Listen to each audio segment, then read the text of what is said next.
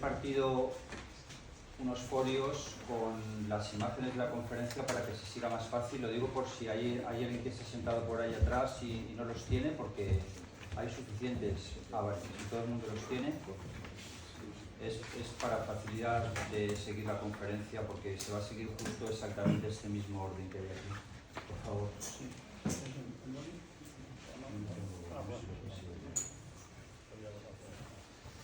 Buenas tardes a todos.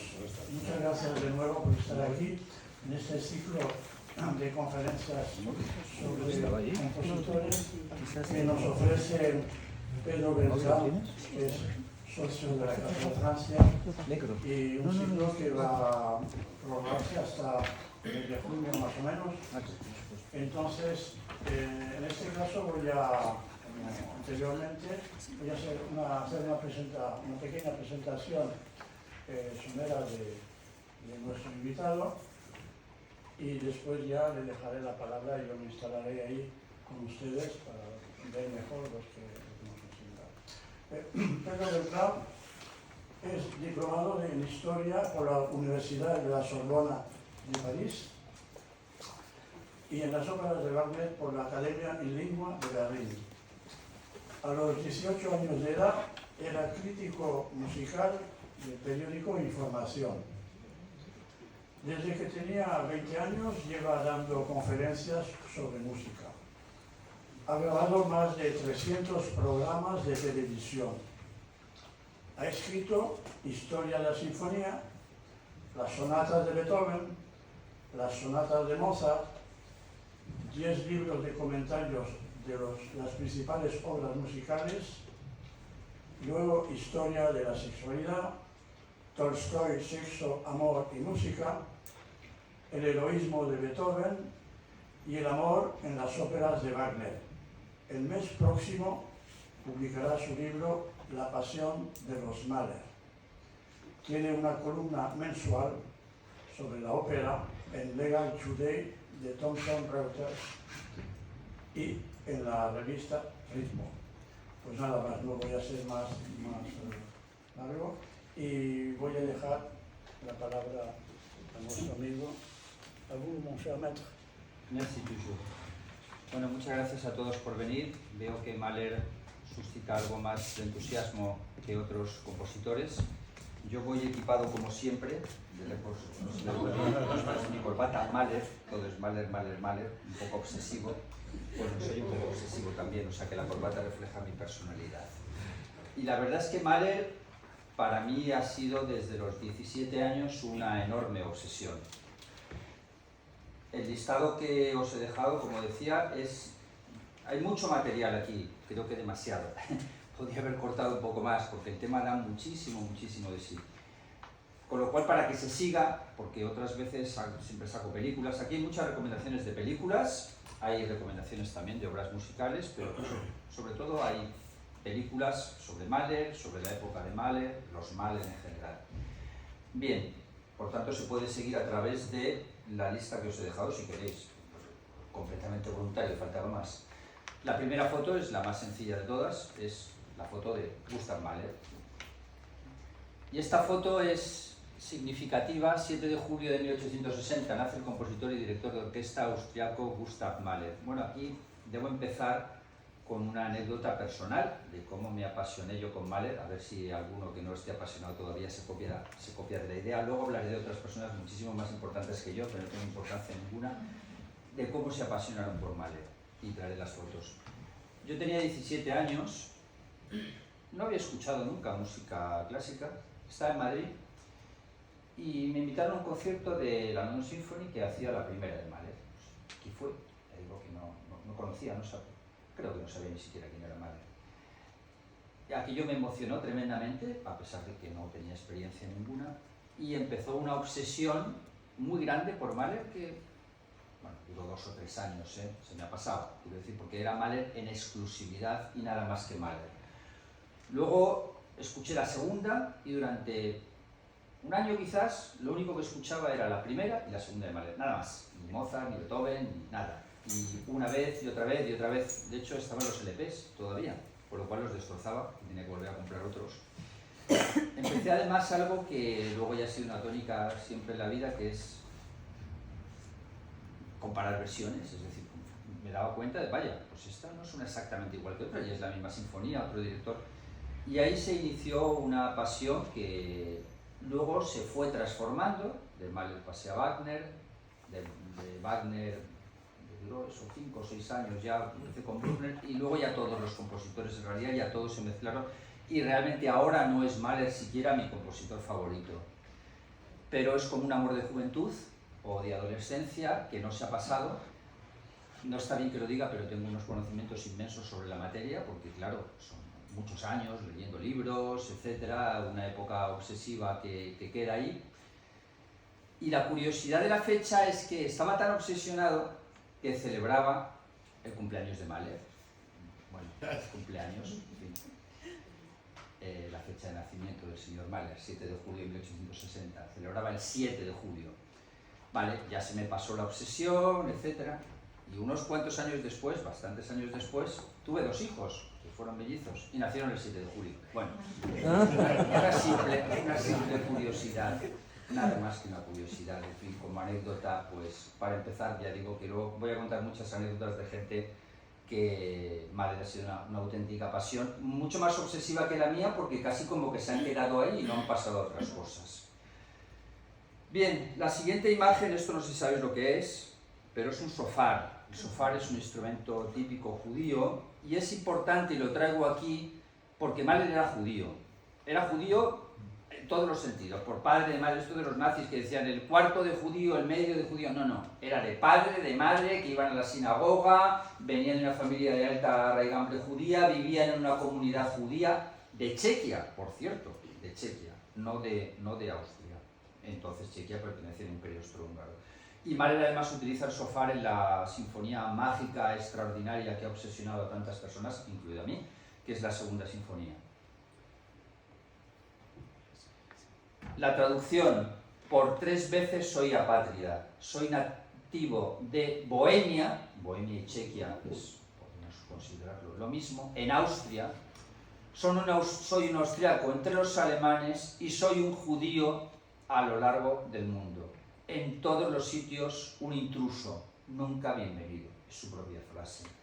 Y eso define mucho su personalidad, porque Mahler no nace en el Imperio Austriaco, pero nace en Chequia. Es curioso lo poco que lo reclaman los checos, porque lo podían reclamar bastante más. Y luego, bien, su nacionalidad. ¿Cuál es la nacionalidad? Pues en aquella época, además, el tema del antisemitismo, Mahler coincide con Hitler, hablaremos de esto después. El tema del antisemitismo, pues claro, estaba muy en boga, y el tema de que fuera judío era muy significativo. Y hablando de obsesiones, este señor que está aquí se llama Gilbert Kaplan. Cuando tenía, por cierto, sale la película Tar, esta tan reciente que ha hecho, que está en Movistar y que sale Mahler. Bien, parece mucho Mahler, o la obra de Mahler, mejor dicho. Gilbert Kaplan, cuando tenía 25 años, según su propio relato, pues le ocurrió algo similar a cuando yo tenía 17. Le invitaron a la segunda sinfonía de Mahler, se emocionó tremendamente.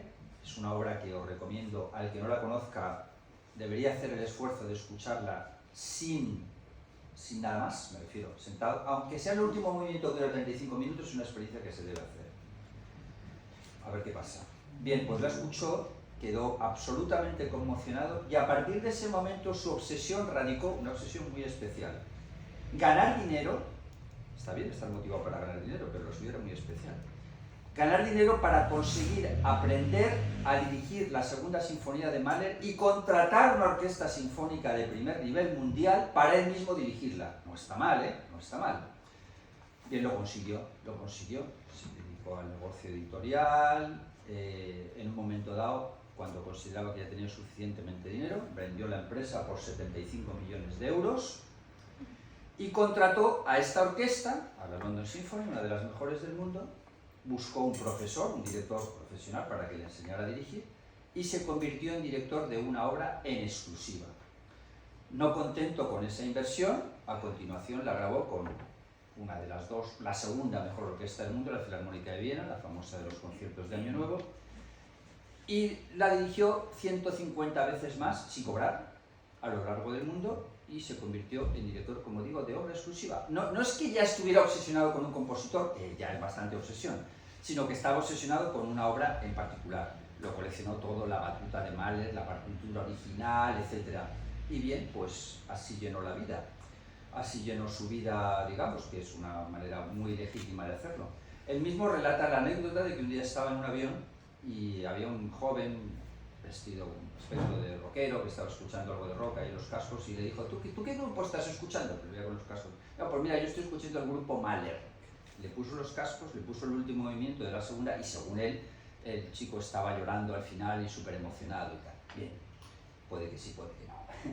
Lo cierto es que, como digo, en esta última película Tar tiene gracia porque Mono Kaplan ya murió hace unos años, 5 o 6 años, y en esta última película tan reciente que está en Movistar, pues aparece un personaje, se llama Kaplan, es él, pues es el mismo, calvo con gafas igual, es él, un actor haciendo de Kaplan, por supuesto, y le pega, y se pone a dirigir, y curiosamente no la segunda, la quinta, de Mahler, y le pega una bofetada a la protagonista femenina, le pega una bofetada y le tira del podio. Bueno, me hizo bastante gracia esto que apareciera este señor como patrocinador, además de esta directora, que es una directora ficticia, luego hablaremos de tal. Otro obsesionado, este es mucho más conocido. Simon Rattle ha sido muchos años el director de la Filarmónica de Berlín y según relata él, con 13 años, lo supera a todos, escuchó la segunda de Mahler, quedó completamente obsesionado y a partir de ese momento su ideal, su sueño era convertirse en director de orquesta profesional, como Kaplan, claro, también le cogió con 13 años, a Kaplan le cogió con 24. Y dirigir Mahler y en particular dirigir la segunda, bueno, lo hizo y consiguió ser el director de la primera orquesta del mundo, de la Filarmónica de Berlín, y por supuesto dirigir la segunda, aquí tenemos el disco. Este es otro obsesionado, Henry Louis de Lagrange. Este es francés, tout à fait francés. Este señor con 18 años heredó una suma, no para ser multimillonario, pero considerable para vivir sin trabajar.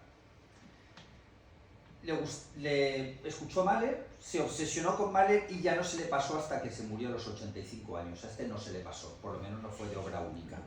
Tiene un montón de libros de Mahler, su libro principal de Mahler tiene 4.000 páginas, he dicho bien 4.000, en 4 tomos.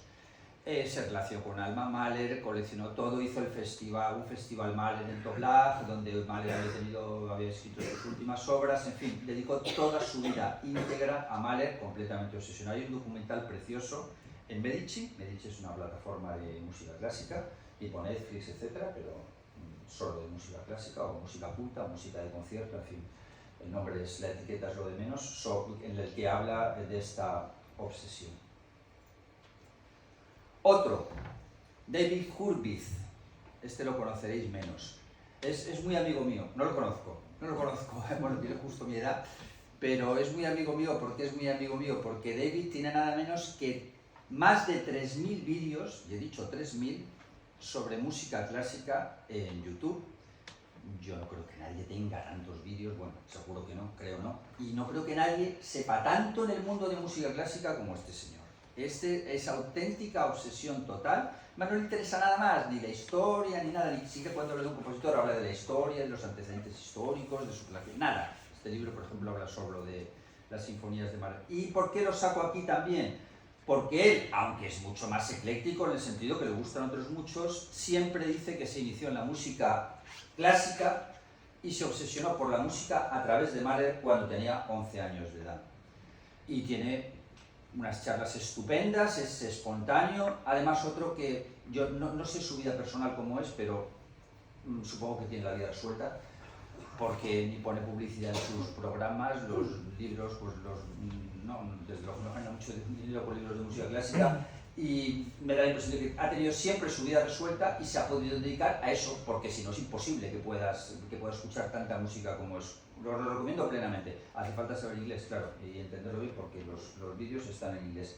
Además, unos duran 10 minutos, otros 40, tiene todas las sinfonías de Mahler, y poniendo en YouTube simplemente su nombre o poniendo repertoire y la pieza, pues si os apetece saber algo de alguna pieza concreta, sea discografía o historia musical, digamos, es espléndido.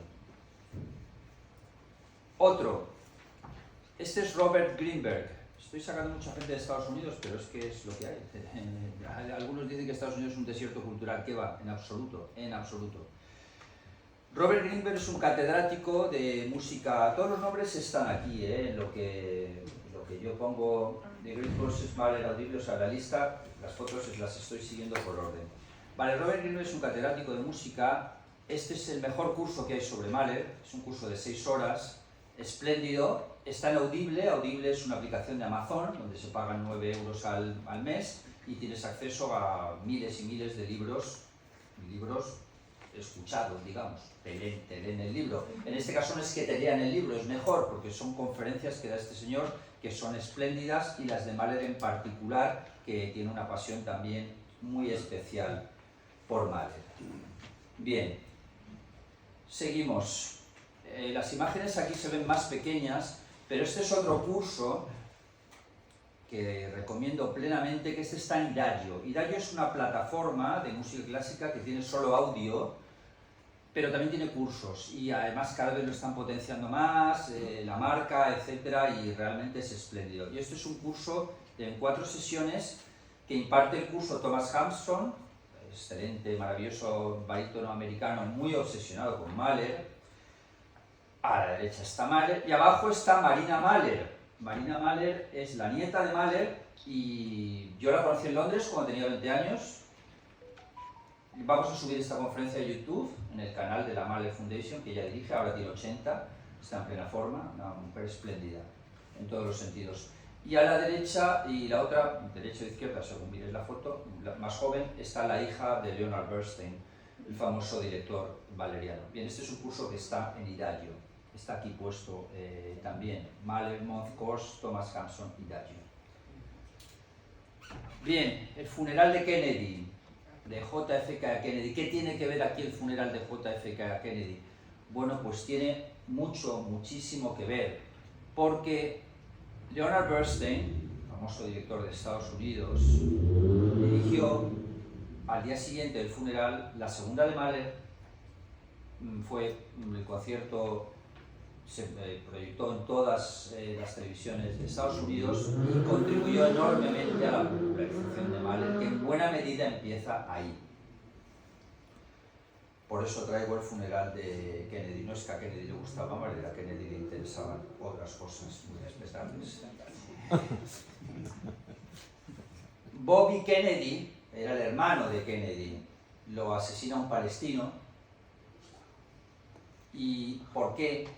Aquí pues lo mismo, porque a continuación Leonard Bernstein dirige con su querida New York Philharmonic la quinta de Mahler, por lo cual estamos otra vez ya siguiendo. ¿Y aquí qué tiene que ver el atentado de las Torres Gemelas? Pues esto ya es lógicamente mucho más reciente y no tiene que ver con la difusión de Mahler, o sí. ¿Por qué? Porque ignoro la razón, pero la inmensa mayoría de las televisiones de Estados Unidos ese día, tras el atentado, pusieron el adagietto de la Quinta Sinfonía de Mahler. A mi opinión, completamente equivocada, porque ese adagietto es un poema de amor de Gustav Mahler a su esposa Alma. No es una marcha fúnebre, y Mahler sí que tiene bastantes marchas fúnebres. Pero bueno, por eso lo saco aquí, porque evidentemente nos muestra la popularidad con la que se incluyó. Gorbachov.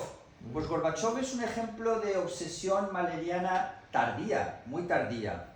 Él mismo relata, y lo cuenta también Claudio Abbado, que fue muchos años director de la Filarmónica de Berlín, antes que Rattel, que poco antes del golpe de Estado que le derrocó, asistió a un concierto de Abbado con la Filarmónica de Berlín interpretando la quinta de Mahler.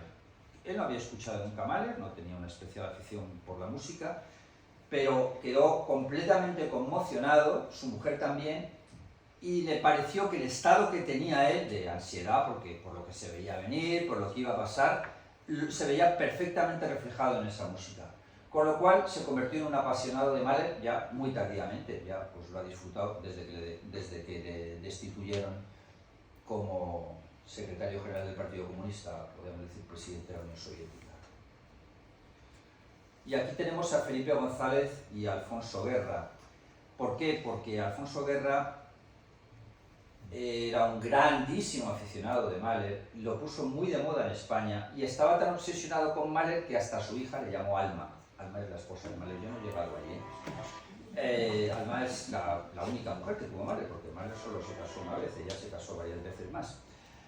Y por eso lo traigo a Alfonso Guerra, porque él lo dijo en la televisión, lo comentó en varios sitios y realmente contribuyó mucho a popularizar a Mahler. Y realmente a Alfonso Guerra pues le gustaba Mahler de verdad y era un hombre muy culto, no como el patán socialista que hay ahora de presidente del gobierno que no sabe nada de nada.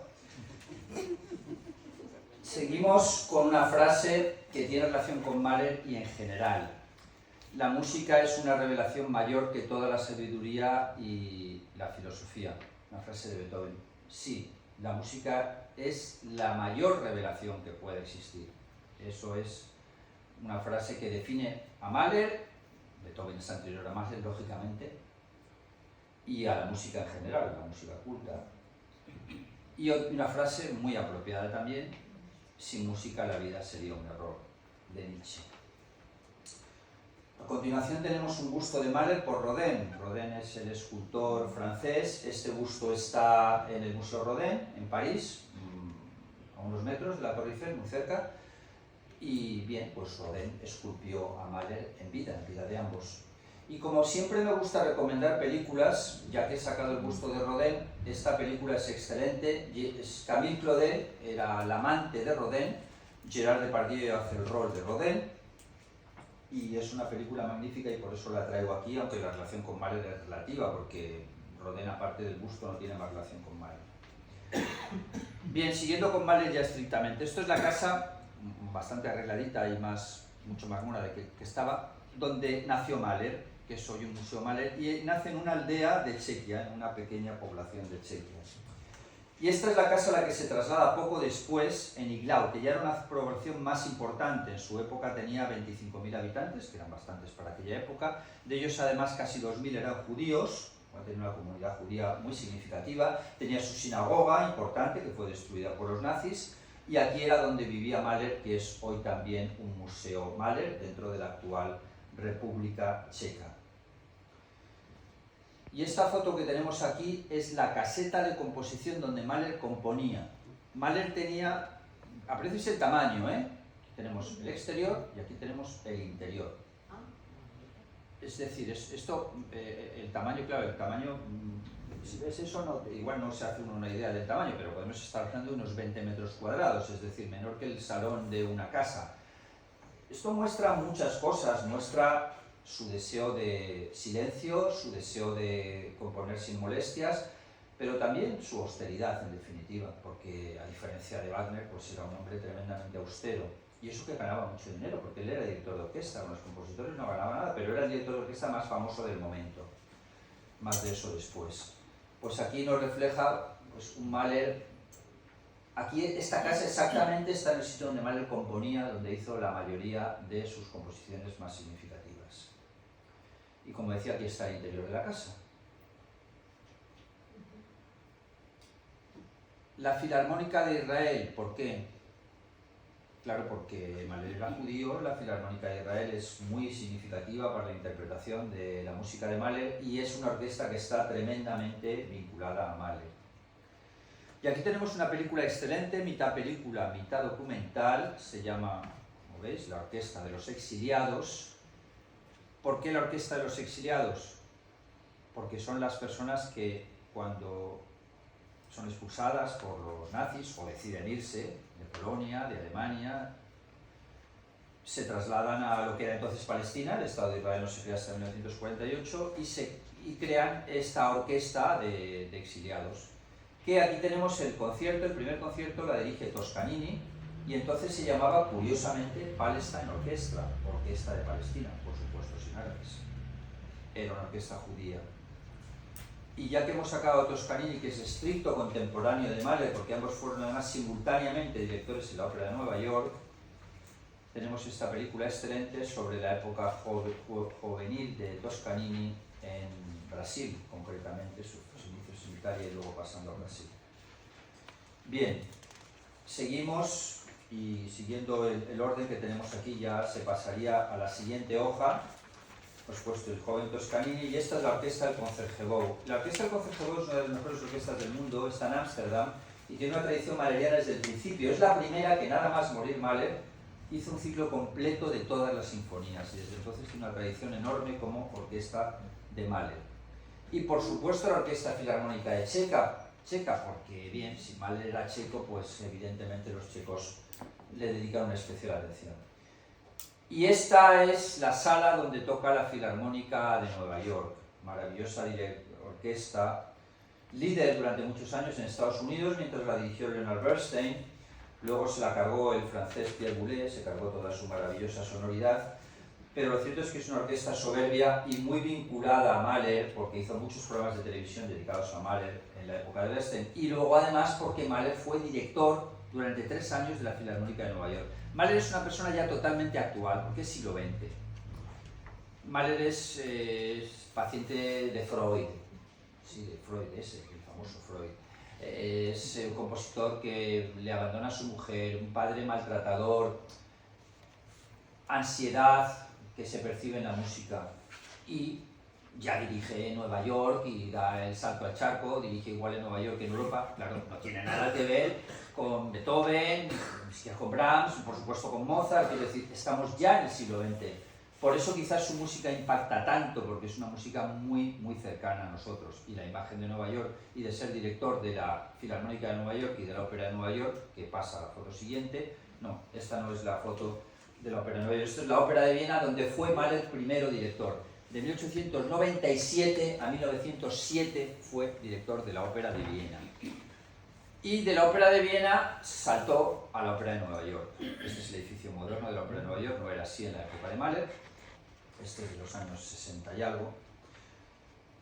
Y como digo, pues es una persona totalmente contemporánea en cuanto a todo, porque pues dirige en América, no había aviones todavía, pero bueno, el barco duraba 10 días, tampoco es que fuera tanto. Y había trenes, por supuesto, para desplazarse, no es que se desplazara en coches de caballos, como hacían Mozart y Beethoven. Este concierto, esto es el Monte Scopus en Israel, y es un concierto que da Leonard Bernstein con la Filarmónica de Israel, por supuesto Mahler, es decir, director judío, Bernstein era judío, orquesta judía, compositor judío, tras ganar Israel la guerra de los 6 días, no 6 años, sino 6 días. Es un concierto muy relevante. Bien, vamos a pasar a la siguiente sección, después de esta introducción. Tengo que ir deprisa porque es mucho material. Y en la siguiente introducción es una de las partes que a mí más me gustan y sobre todo que más me gustan a mi querido público, que es la de películas sobre. Habremos una película sobre y luego también la sección que tenemos siempre de música de en películas. Es decir, estas películas son sobre Mahler. Hay unas cuantas, quiero decir que es un compositor y recientemente tenemos, solamente en los últimos tiempos, tenemos 3 muy relacionadas. Luego las sacaremos. Bien, la primera película es menos conocida, es alemana, Sterben wird zu leben. Moriré para vivir. Bien, excelente en cualquier caso, muy bien hecha. Me gusta más esta, Mahler de Ken Russell. Ken Russell es un director muy fanático de la música también. Este se obsesionó por la música, según nos cuenta él, a los 11 años y ha hecho un montón de películas de compositores, algunas bastante originales. Esta es una película excelente. A la que vemos allí es en la cruz, es a Cosima Wagner. Cosima Wagner era la mujer de Wagner. ¿Y por qué está en la cruz? Porque Cosima exigió a Mahler para acceder al puesto de director de la Ópera de Viena, Cosima, después de muerto Wagner, era la autoridad mundial musical, tenía que convertirse al catolicismo. Y Mahler renunció al judaísmo, convirtiéndose al catolicismo, engañó sobre la fecha de conversión, por cierto, la engañó en 3 años, como el que miente sobre su fecha de nacimiento, y se convirtió porque si no, no le daban el puesto o el trabajo, digamos. A pesar de eso, pues no se lo creyeron mucho y siguió con campañas antijudías todo el tiempo. Esta película, Mahler auf der Couch, o Mahler en el diván, es una película alemana también, pero bueno, está disponible. Las que están disponibles en algún sitio lo he puesto, me refiero. Si no lo he puesto en el listado, quiere decir que, bueno, pues Amazon y comprar 8 o 10 euros tampoco para arruinarse, a no ser que las compréis todas, claro.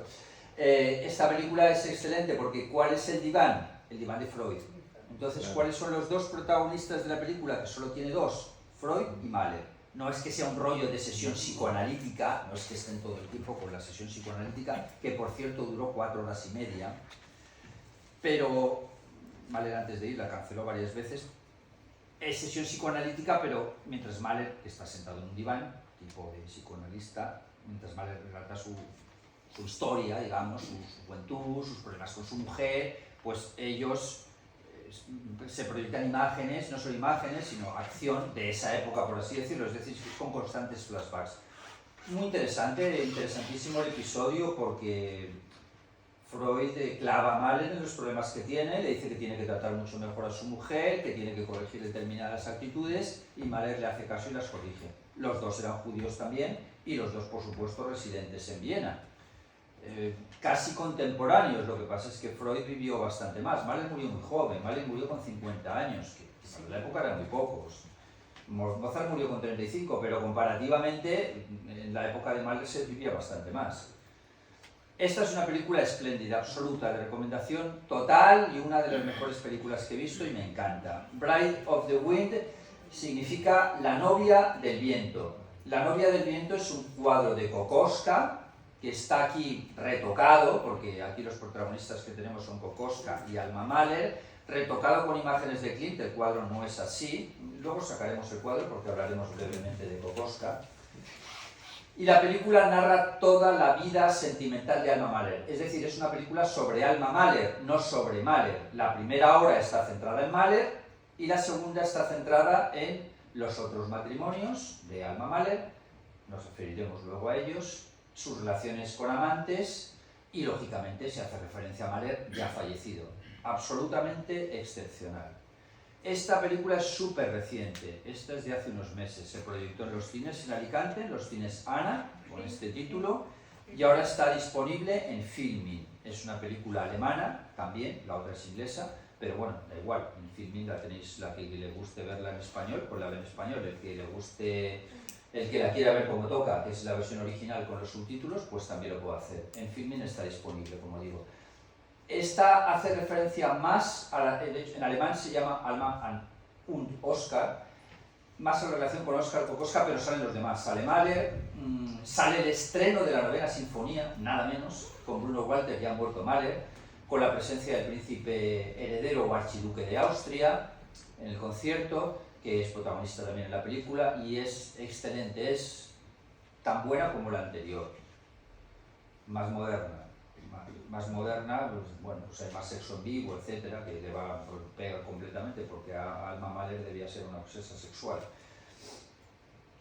Big Alma, esto es un documental, vale, está disponible en YouTube, es gratuito, y he puesto el título en las imágenes exactamente, Big Alma, Documentary, Uber, sobre, porque es que de esa manera se busca y se encuentra exactamente. Y es espléndido el documental, porque sale Schoenberg jugando al tenis, que juega además con Charlie Chaplin, sale la hija de Schoenberg, nacida en Barcelona, Nuria, de gente que rodeaba el círculo de Alma Mahler en Hollywood, y bueno, sale ella misma hablando, sale su hija Ana, en fin, excelente como documental, soberbio. Al que le guste la música se apasionará con este documental y con todas las imágenes y el relato. Bien, la película está Ulises de Joyce, que es una película muy buena. Ulises es una obra complicada, sin duda, es una novela muy complicada, es una novela que todo el mundo dice que es muy maravillosa. Yo no la considero entera, la verdad, lo debo reconocer. La película sí que la he visto, eso es más fácil. ¿Y por qué la traigo aquí? Porque está muy inspirada en Mahler, es decir, el protagonista es también un judío que no se siente cómodo en Irlanda, en fin, se parece mucho. Esto daría lugar a bastante que hablar, tampoco tenemos el tiempo para hacerlo, pero la película merece desde luego la pena verse. Y esto es una película documental de Leonard Bernstein, que ya sabemos quién es, grabada en Israel además, él mismo lo dice al principio, dice estoy aquí en Tel Aviv, y la película está centrada exclusivamente, película más bien documental, en la relación de Mahler con el judaísmo. Súper bien hecha, súper documentada y con una afinidad extraordinaria que tenía Bernstein por Mahler, como aparece en la reciente película Maestro, de la que luego hablaremos brevemente. Bien, pasamos al siguiente capítulo, porque esta conferencia es sobre Mahler y yo diría que sobre los Mahler, porque además Mahler tiene una importancia enorme como compositor, sin duda, pero su importancia es todavía mucho más grande en relación con lo que influyó en otros compositores. Eso es absolutamente increíble, porque es el pilar básico de toda la música del siglo XX.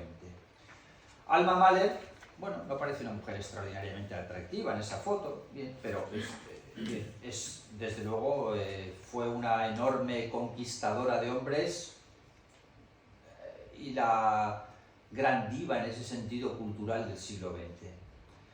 Bien, entrando en Alma Mahler, este señor es Schindler, que era el padre de Alma Mahler, porque claro, llamamos Alma Mahler, bueno, Alma Mahler era Alma Schindler cuando conoció a Mahler. Y su padre era un pintor muy conocido de la época, esta es una escultura que está en Viena, muy conocido de la época, que además tenía una relación súper estrecha de amistad con Rudolf, hijo de Francisco José I y de la famosísima Sisi. Por eso hay que encuadrar quién era Alma Mahler. Alma Mahler se movía en los círculos más altos de Viena, y en ese momento Viena era la capital del Imperio Austrohúngaro, era la gran potencia de Europa, con un territorio 90% más de lo que tiene ahora. Es decir, tras perder la Primera Guerra Mundial, usted se quedó con un 10% de lo que tenía. Por eso tantos palacios, etcétera, que no pegan con una población como la que tiene ahora. Y esta es una película que me encanta, una miniserie, que no es que haga referencia a Alma Mahler, pero sí hace referencia a Rudolf, y ahí está la vinculación. Rudolf, y no quiero hacer spoiler, pero lo voy a hacer, Rudolf, el hijo, como decía, de Francisco José y Sisi, se enamora de una chica muy joven, con 16 años, se rebela contra su padre, porque era muy liberal, y al final los dos se suicidan. Ella tenía 18 años, tendría 40. La película está súper bien hecha, es con un ritmo extraordinario y sirve muy bien para encuadrar la época, porque yo soy un enorme partidario de situar a los compositores en su época. Hay gente que no, gente que dice, no me importa la música. Bueno, yo tengo otra teoría. Y desde luego, si alguien no está introducido en la música, se va a introducir muchísimo más si lo introducimos en la época, por supuesto. Y como me gusta también recomendar películas de cine, la traigo aquí. Y esta es la misma historia. Me gusta menos, pero eso no es que no me guste. Catherine Deneuve está excepcional, pero bueno, en la película pues no tiene 16 años. Y Omar Sharif, actor genial, que hace de Rudolf. James Mason, famosísimo también, que hace... la película la he puesto aquí también en la lista, la tenéis. Por supuesto, podéis hacer todas las fotos que queráis, pero está puesto aquí Maya del Film, con eso se encuentra. Bien, Karl Moll. ¿Y quién es Karl Moll? Vale, pues Karl Moll, por situarnos otra vez en la historia, es el padrastro de Alma Mahler. ¿Por qué padrastro? Porque el padre de Alma Mahler muere repentinamente, además cuando se iba justo de viaje con Rudolf por las islas griegas, muere de repente, y su madre se casa con otro pintor ayudante de Schindler, del padre de Alma, que es Karl Moll, que es un pintor bastante, hace poco se vendió un cuadro suyo por 5 millones de euros, etc. ¿Y por qué lo traigo aquí? Porque era antijudío total, se mostró contrario al matrimonio, ya coincide con esta misma época y era tan antijudío que cuando llega Hitler al poder se hace nazi inmediatamente, se convierte en un fanático nazi muy partidario de Hitler, y cuando Hitler pierde la guerra mundial se suicida, y no solo se suicida él, sino que se suicida también su hija, o le obliga a suicidarse, no sé, se suicidan los tres juntos, y el marido de su hija, que era un abogado conocido de Viena, también se suicida. Bien, enmarcamos en gente que vivió más que Mahler, evidentemente, porque Mahler, como he dicho, murió muy pronto, murió en 1911. Alma le sobrevivió 53 años, 53. Claro, Alma Mahler se mete de lleno en el siglo XX, porque nos vamos a 1964. algunos ya habían nacido en el 64, yo ya había nacido. O sea que estamos ya cerca. Y muere en Nueva York. Vale, pues ahí estamos. ¿Y este señor quién es? Walter Gropius. Walter Gropius, mientras Alma estaba casada, Walter Gropius es el arquitecto más famoso del siglo XX. Mientras Alma estaba casada con Mahler, que era 20 años más mayor que ella y además no tenía buena salud, tenía problemas de corazón, parece que no tenía demasiada experiencia sexual, ella la tenía toda, con 16 años ya se acostaba con Klimt. Pues estando casada con Mahler inicia una relación sentimental con Gropius, cambia al viejo, perdón por la palabra, por el joven porque este tenía 5 años menos. Se acuestan en un balneario, etcétera, entablan la relación, pero hábilmente se espera, como dice, bueno, total, Mahler se va a morir. Ese matrimonio fue un desastre, un completo desastre, no se pegaban el uno para el otro para nada. Por mucho eso que, igual que pone el matrimonio de Francisco José, sí, que en la realidad fue un desastre completo. De hecho, Francisco José tenía una amante 50 años más joven, que por cierto fue luego su hija, la hija de esa amante y de Francisco José, se casó con mi queridísimo compositor Alban Berg. Bien, hecho paréntesis, la vida sexual de los vieneses en aquella época era bastante agitada. Lo que quiero decir es que el matrimonio de Alma Mahler y Mahler no funcionaba de ninguna manera. Y Gropius entra, Mahler ya está mal y Alma dice, bueno, mejor por aquello del qué dirán, me espero a que se muera y así pues me quedo como la viuda de, y luego pues se casó con Gropius. Esto es la Bauhaus, que es la escuela que funda Gropius, el edificio de la Bauhaus, concretamente aquí en Dessau. Y como siempre digo que me gusta recomendar películas, esto es una serie alemana también, aunque si alemana no pasa nada, quiero decir que se puede ver en castellano los que no hablen alemán, faltaba más. Esta serie está en YouTube, en versión, no en YouTube no, en Facebook, ¿cómo que en Facebook? Bueno, pues sabéis que hay mucho tema de pirateo por ahí, en cuanto a las películas, y como YouTube lo controla más, pero Facebook tiene menos controles, pues hay gente que se dedica a poner películas en Facebook. Y este señor, pues cuando se proyectó la película, pues está además en versión castellana, pues la grabó. ¿Qué os recomiendo yo cuando busquéis una película? Bueno, seguro que muchísimos lo sabéis ya, esto va para los que no lo sepan. Tenéis que poner en Google, por ejemplo, Bauhaus, Die Neue Zeit, o en la versión inglesa, o en el nombre español, dónde ver. Y yo no sé muy bien cómo, pero no solo envía a las plataformas legales, sino, bueno, a los pirateos ilegales, digamos. Concretamente, está pirateada por un señor que le debe gustar mucho Gropius porque tiene varias películas y si no, se puede comprar en Amazon. Es una serie de 4 o 5 horas. Esta no es Alma Mahler, pero sí que aparece Alma Mahler entre los protagonistas. Y aparece Alma Mahler por el divorcio con Gropius, porque Alma Mahler tenía la especialidad de aburrirse con la gente y dejar a los hombres. Algo muy moderno, por cierto, algo muy actual. Una mujer muy anticipada a su época. Antes se divorciaban más los hombres, no, esta los dejaba y los dejaba pronto además. Porque a Gropius le puso los cuernos también con otro, muy conocido, que se llama Franz Werfel. Ahora iremos. Esta es otra película también sobre Gropius, Lotte am Bauhaus, también alemana. Excelente también, son recientes, las dos series son muy recientes, tienen 3 o 4 años. ¿Y esta quién es? Esta chica tan mona y tan guapa, ¿quién es? Bueno, yo la he cogido para la portada de mi libro sobre los Mahler.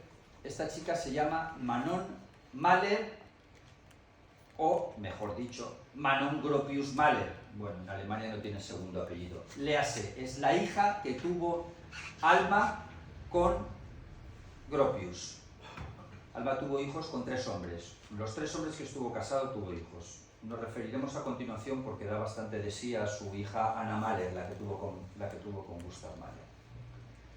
Bien, pues aquí estamos entonces hemos pasado la sección Alma Mahler y aquí sale el concierto de violín de Berg.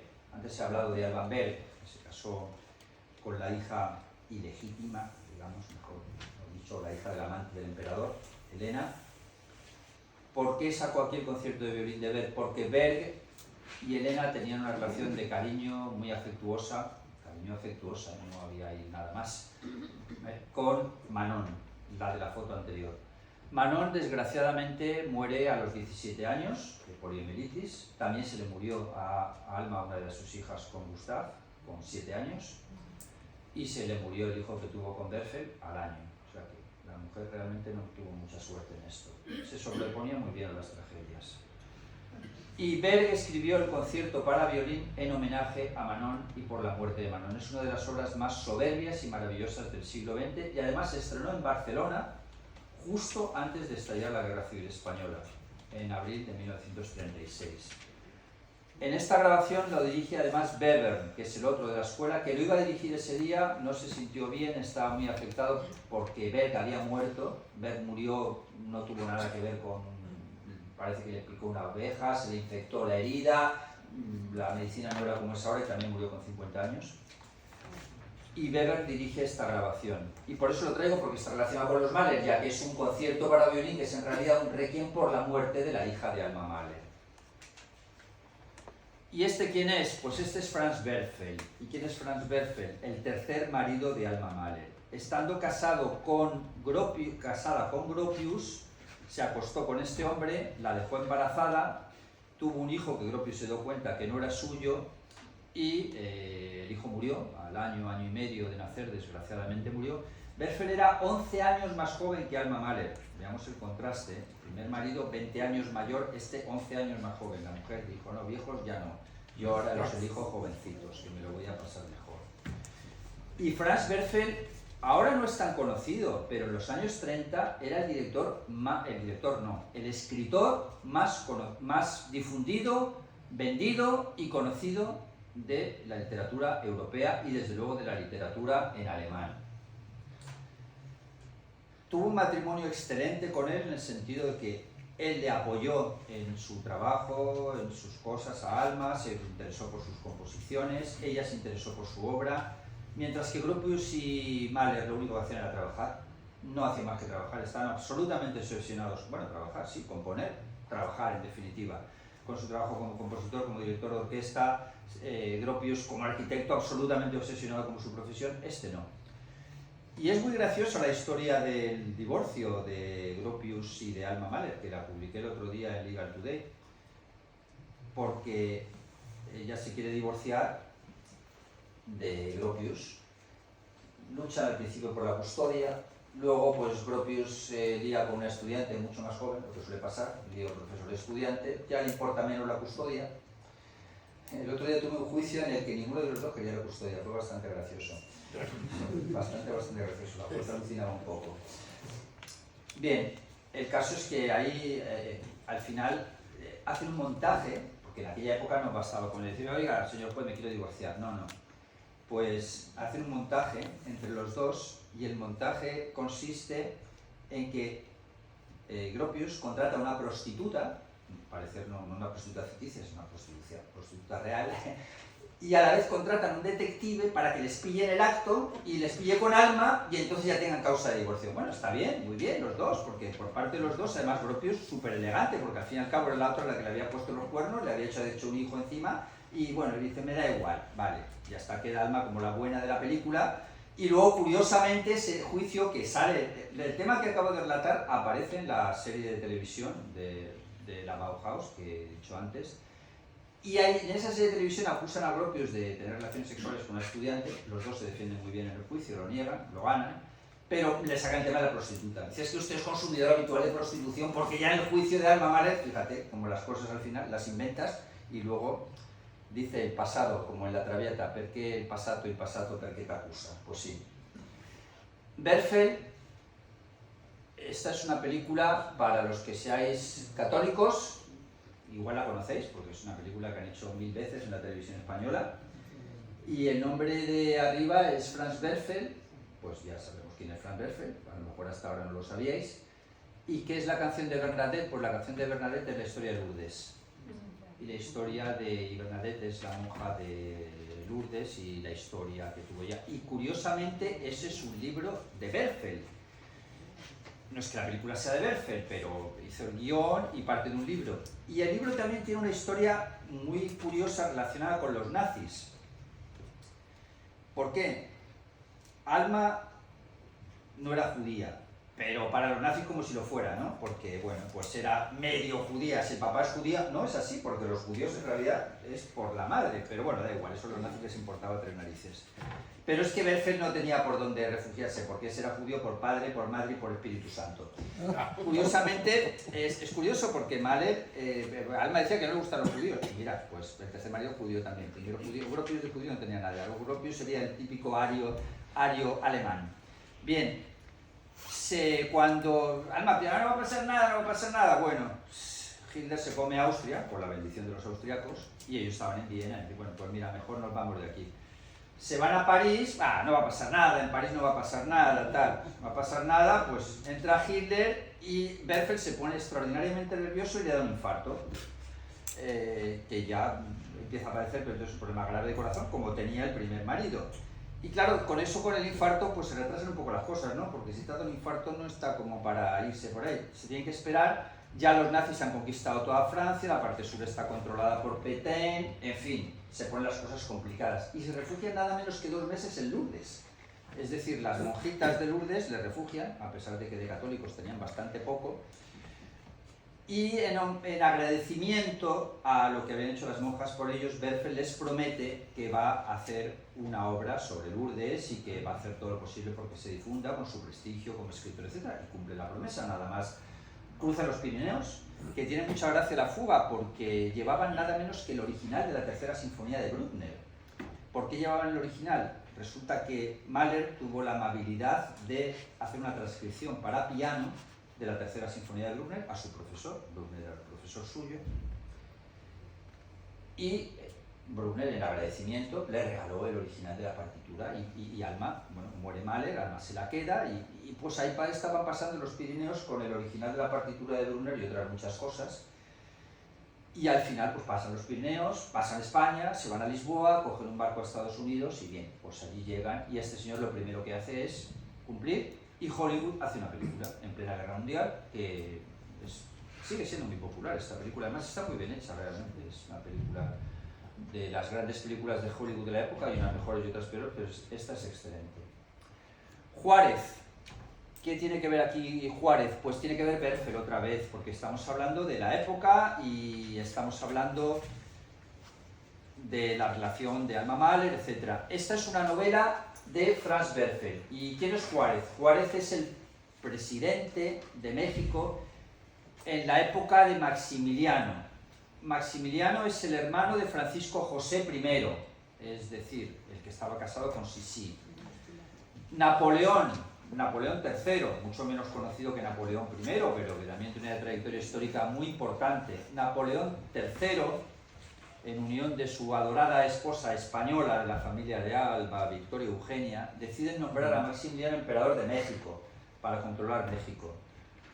Juárez no lo acepta, hay una rebelión, hay una guerra civil que pierde Maximiliano y es fusilado. Es el famoso cuadro de Manet. Vale, ¿por qué lo traigo todo esto aquí?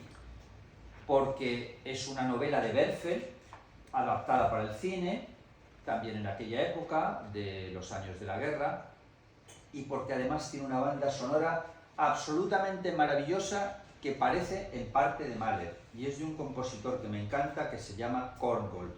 Y tiene 2 escenas, que es la de la locura de Carlota. Carlota era la esposa de Maximiliano que se volvió rematadamente loca, y del fusilamiento de Maximiliano, que parece directamente música de Mahler. Es una de las mejores bandas sonoras que se ha escrito en la historia del cine. La película también es excelente. Korngold además se sintió muy identificado con el tema, porque él era austriaco, él era judío, él había salido huyendo también de Austria, estaba trabajando para Hollywood después de haber sido un compositor genial, más sobre esto después. Y fue a México para tomar temas de la película, para la banda sonora, etcétera, para hacerla no solo en inspiración austriaca, y encima además era de una novela de Berfeld con el que coincidía, vivían los dos en Hollywood en aquella época, y los dos judíos exiliados de Austria, y claro, pues se tomó un interés muy particular por esta película. Y es una obra redonda, porque qué pocas bandas sonoras extraordinarias, algunos no coincidirán conmigo, mi hijo bastante menos, porque las películas, las bandas sonoras actuales, pues no, es que no tiene comparación, simplemente, es que no tiene comparación, es que hay muy pocos grandes compositores que hayan escrito para el cine, y los que están escribiendo ahora no lo son, quiero decir, que no son grandes compositores, respetando las opiniones de los demás, claro, por supuesto. Cornwell es el más grande de todos los compositores, porque estuvo trabajando para Hollywood 10 años, y tiene pues nada menos que 12 películas hechas para Hollywood, y esta es una de las mejores. Daría un lugar solo para hablar de las películas de Cornwell de Hollywood. Bien, esta película no es con banda sonora de Cornwell, desafortunadamente, pero es también otra película sobre otro libro de Berfeld, y en esta ocasión autobiográfico, en buena parte. Y me encanta, no siendo la película maravillosa, esta está disponible en YouTube. Lo pones ahí en YouTube, pones esto y te aparece sin pagar nada. No es una película extraordinaria, pero cuando conoces la historia sí, porque es un judío que huye de los nazis cuando han conquistado los nazis Francia. Luego es exactamente lo mismo y que está buscando un barco para huir.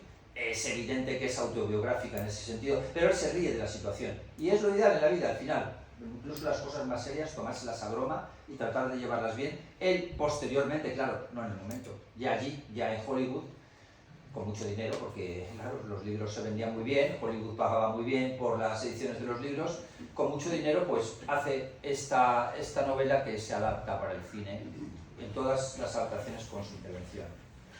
Y esta es la novela de Berfeld, más conocida quizás. The 40 Days of Musa Dagh hace referencia al genocidio armenio.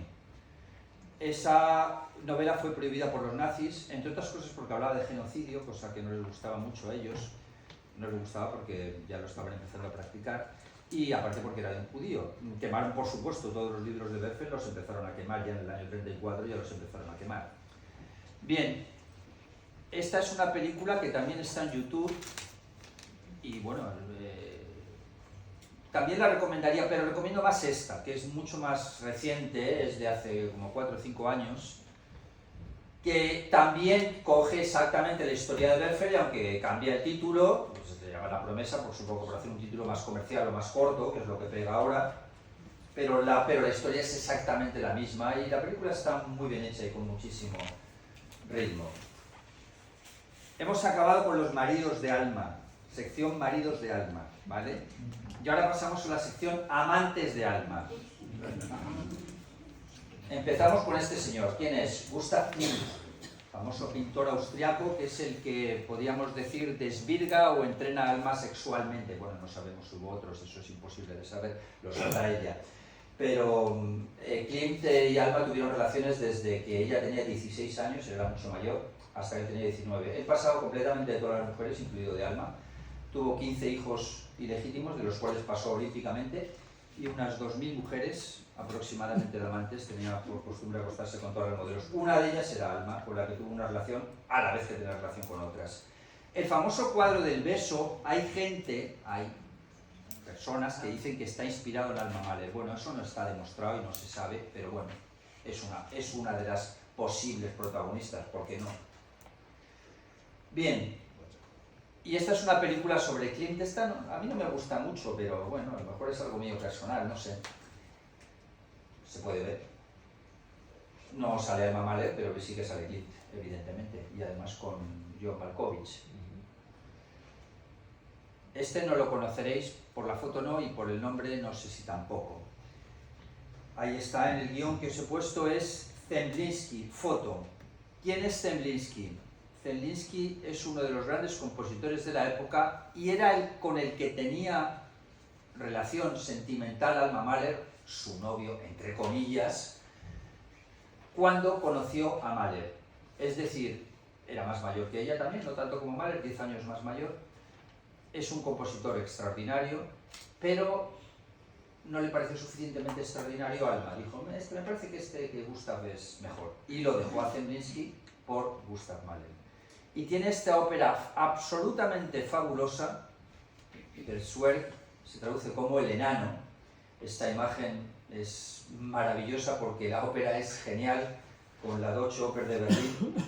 La tengo aquí también en la relación, cuando he puesto Zemlinsky del Zwerg Medici. Como decía antes, Medici es una plataforma Se puede comprar el DVD también, por supuesto, pero es en la plataforma Medici, se puede ver gratuitamente y es una de las mejores representaciones de ópera, súper cuidada en todos los sentidos, pues del amante de Alma Mahler.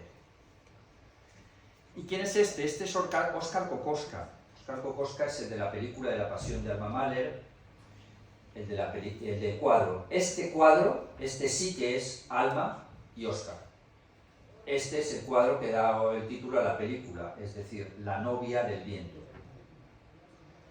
Aquí Kokoschka está bastante más mayor. Kokoschka era más joven que Alma, 6 años más joven, era un exaltado sexual, eso le iba muy bien a Alma, porque venía de una relación muy pobre sexualmente con Mahler, según sus propias confidencias a Henri Louis de Lagrange. Y Kokoschka luego vivió mucho más, se casó con una mujer 45 años más joven, se estabilizó, se centró. Yo todavía vi a Kokoschka en Madrid cuando yo tenía 18 años. Kokoschka iba muchísimo al Museo del Prado, le hicieron una exposición en la Fundación Juan March muy grande. Y bueno, fue un hombre que se equilibró, es uno de los grandes pintores del siglo XX y tuvo una relación de amantes con Alma Mahler de 3 años. Se quedó embarazada de Alma, para variar. Parece que no tomaba muchas medidas de protección a la mujer. Se quedó embarazada, pero no le pareció el padre adecuado para sus hijos y decidió abortar.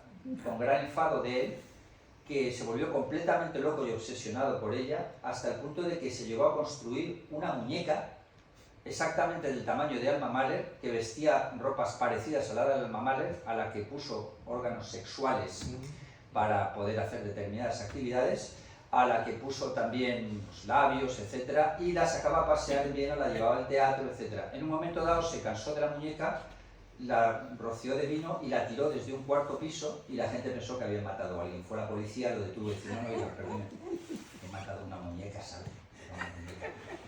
No me va a detener usted por matar a una muñeca. Esta historia de matar a la muñeca está súper bien puesta, súper bien explicada en la película, expuesta más que explicada en la película La novia del viento, con mejor gracia que lo he dicho yo, y sobre todo con imágenes. Y también está en la película de la Pasión de Alma Mahler, aunque no el asesinato de la muñeca, pero sí que aparece la muñeca también y se les ve en el carruaje, etc. Y la escena final de la película precisamente es Alma Mahler viendo a Oskar por la película y decir, chico, estás tumbado del todo, porque vamos. Bien, el cuadro, este es otro amante de Alma Mahler. Este creo que lo conoceréis menos, pero esta ópera me fascina, me encanta, es hiperromanticismo total, esto es la época, bien, el compositor se llama Franz Schreker y tuvo una relación con Alma Mahler de 6 meses. Estas cosas son muy conocidas, quiero decir que no, que son sabidas hasta la página web de la Mahler Foundation, de la señora Marina Mahler, es decir, la nieta de Gustav Mahler. Hasta en esa página aparece que Franz Schreker y Alma fueron amantes, o sea que quiero decir que es una información bastante contrastada. Esta es una ópera hiperromántica y un compositor que también es una verdadera pena, porque era judío para variar. Y en el año 34 era director nada menos que del Conservatorio de Berlín. Sus óperas se hacían tanto como las de Richard Strauss, era súper conocido en Alemania. Claro, los nazis tenían un director judío nada menos que en Berlín, en el conservatorio pues va a ser que no. Le dijeron, te vas inmediatamente, Schreker se puso muy nervioso, le dio un infarto y se murió. En este caso se murió, porque Werfel sobrevivió al infarto, pero se quedó con la enfermedad de corazón que luego le mató, eso no lo he dicho, en el 45 murió, es decir, murió antes que Alma Mahler, que murió en el 64. La ópera es excepcional, me encanta, es hiperromanticismo, es esa época de la primera mitad del siglo XX, absolutamente fascinante.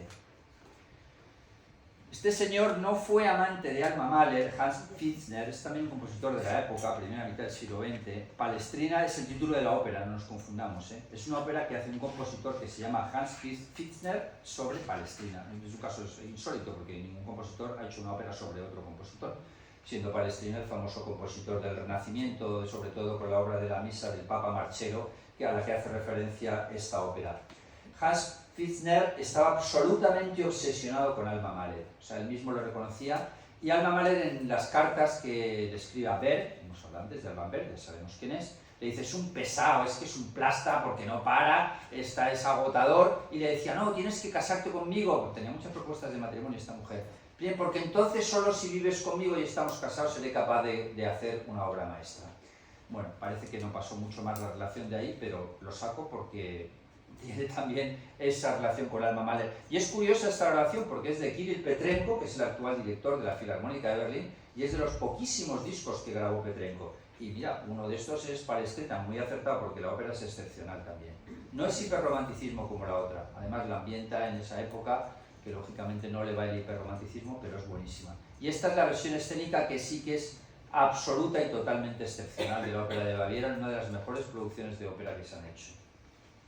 Mismo compositor, misma obra.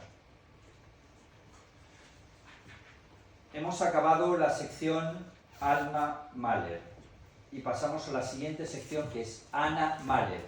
¿Quién es Anna Mahler? Anna Mahler es la hija de Gustav Mahler y Alma Mahler.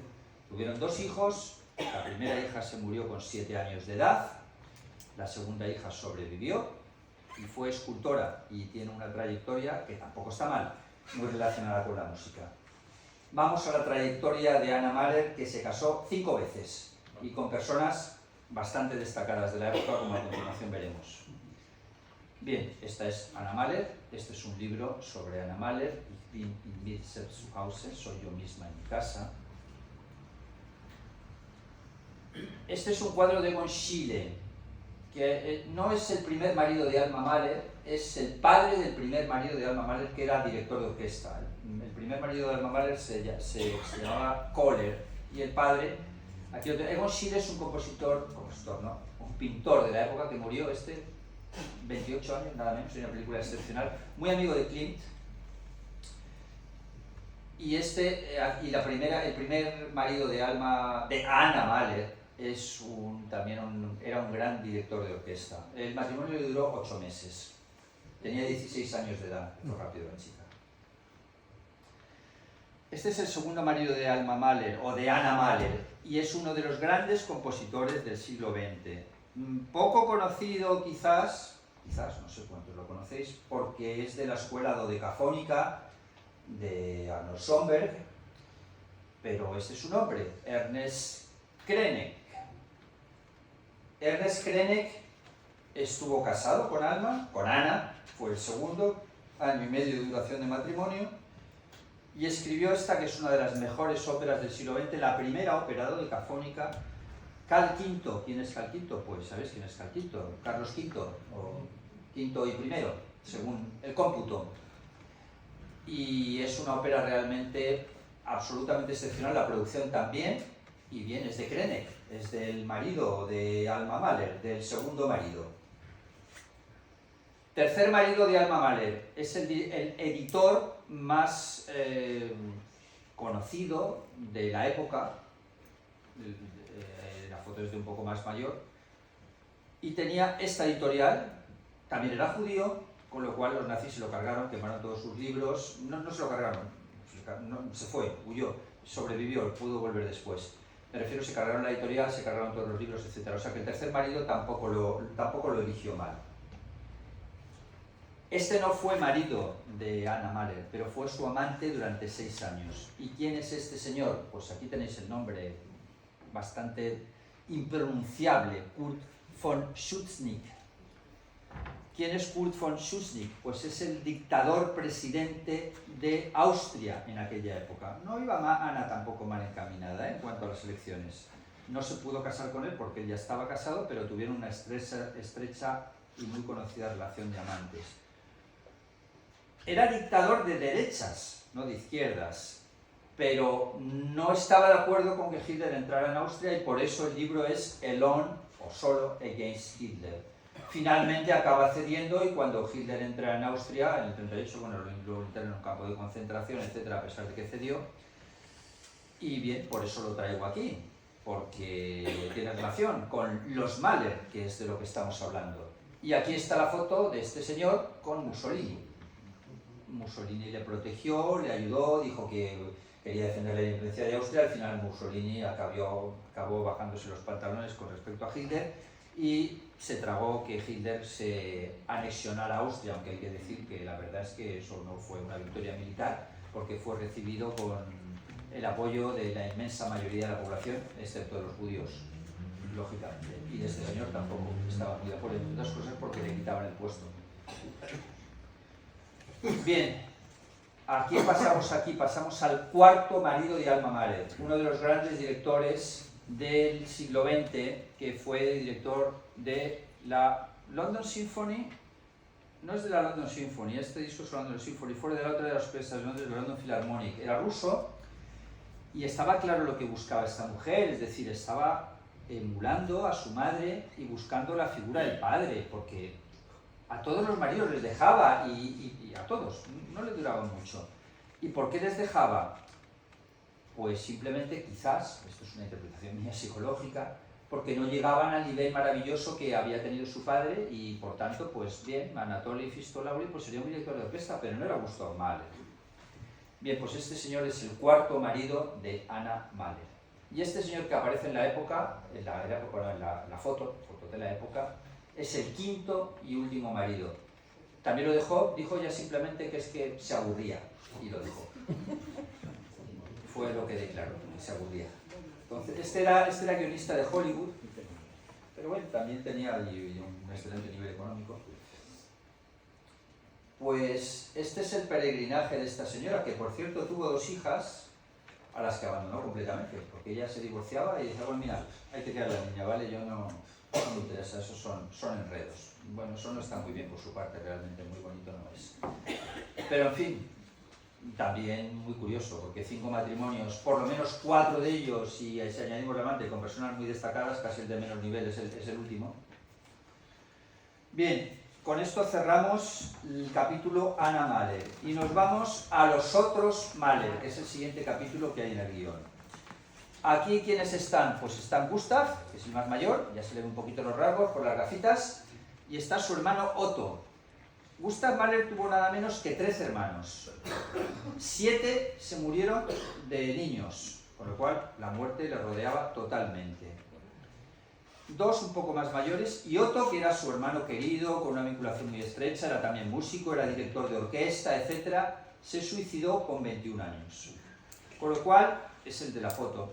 Evidentemente, cuando se suicida era un poco más mayor. He traído esta foto porque si les ve a los de niños tiene esa gracia o ese encanto especial. Claro, Mahler estaba rodeada de muerte, por eso su música es también muy de muerte. Porque, claro, tantas muertes, una detrás de otra, pues... Otra hermana también se suicidó. Otro hermano, es gracioso, se fue a Estados Unidos y se convirtió en un estafador profesional. Bastante gracioso esto, sí. Da mucho de sí el tema.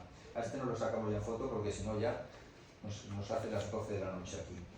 Bien, sigamos con los otros Mahler. ¿Quién es este señor? Arnold Rose. Pues Arnold Rose es uno de los más famosos violinistas de aquella época. Y lo traigo porque se casa con la hermana de Mahler, Justine Mahler, con la que tenía Mahler muchísima vinculación, era la persona que cuidaba de su casa hasta que se casó, vivía con ella, etc. Y luego pasan más cosas con su hija que a continuación contaré. Arnold Rose era además concertino es primer violín de la Filarmónica de Viena, que dirigía Mahler, con lo cual la relación era estrechísima. De hecho, el matrimonio, o los 2 matrimonios están súper unidos, de tal forma que Mahler y Alma se casan, y Arnold Rose y Justine se casan al día siguiente. Alma Rose. ¿Quién es Alma Rose? Alma Rose es la hija de Rose, que acabo de sacar ahora mismo, y de Justine Mahler. Por tanto, es sobrina de Mahler. Y bueno, y que ya hablar de las sobrinas ya me parece un poquito exagerado, ¿no? Que nos traigas aquí las sobrinas. Pues no es en absoluto exagerado. Porque esta señora murió en Auschwitz, envenenada. Era judía, en este caso se podía decir que era judía por todos los lados, porque el papá era judío, la mamá también.